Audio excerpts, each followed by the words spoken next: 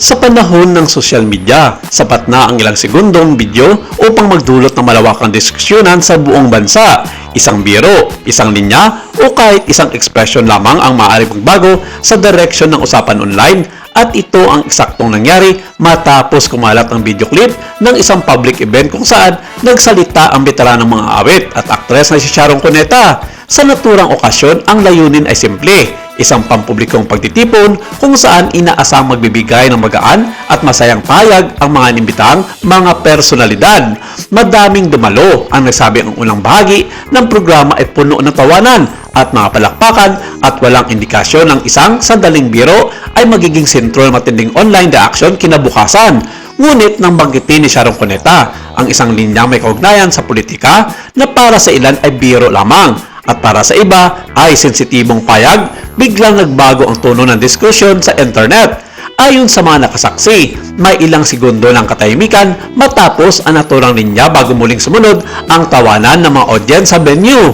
Para sa mga nandoon mismo, tila normal lamang ang daloy ng programa. Ang reaksyon sa mismong lugar ay hindi gaanong dramatiko. Gayunpaman, nang i-upload ang maikling video clip sa social media, doon nagsimulang mabuo ang iba't ibang mga interpretasyon. Sa loob lamang ng ilang oras, libo-libong shares at komento ang lumitaw at unti-unting nabuo ang naratibong nagsasabing nagkakaroon o mano ng online backlash.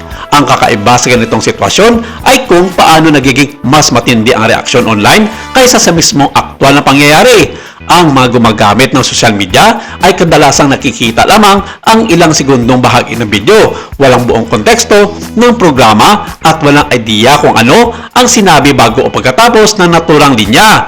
Dahil dito, nagiging mas bukas ang interpretasyon. Ang iba ay nakikitang itong simpleng biro. Ang iba naman ay tinuturang itong politikal na payag na dapat suriin. Habang lumalawak ang diskusyon, nagsimulang lumabas ang mga screenshot ng comments at claims na may ilang followers ang umano'y nag-unfollow sa artista bilang reaction sa viral clip. Ang ganitong uri ng impormasyon ay mabilis din kumalat, bagamat mahirap tukuyin ang eksaktong bilang o kung gaano kalawak ang epekto nito. Sa mga sumunod na araw, iba't ibang mga komentarin sa video ang lumabas online. May mga nagsasabing ang biro ay bahagi lamang ng tradisyonal na humor sa stage events, habang ang iba naman ay bigay ng mas malalim na political reading sa naturang linya.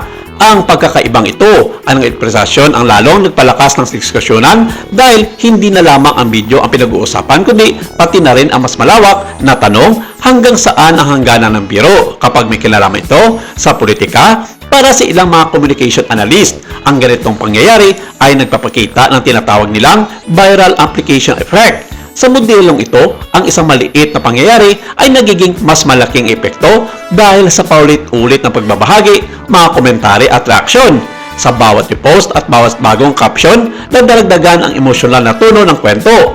At minsan ay naging mas dramatiko ang impresyon kaysa sa mismong aktwal na nangyari. Sa panig ng ilang mga fans, ipinayag nila na matagal nang kilala si Sharon Cuneta sa kanyang pagiging prangka at may halong humor na estilo ng pagsasalita.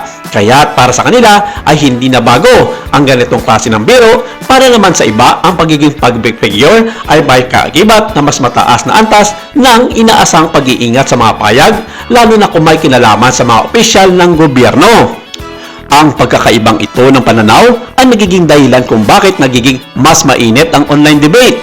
May ilang mga social media users ang nagbigay diin na malagang panoorin ang buong video at hindi lamang ang maikling clip upang mas maintindihan ang konteksto ng pangyayari. Sa buong footage, makikita ng linya ay bahagi ng mas mahabang segment na may halong humor at casual na pagkipag-usap sa audience.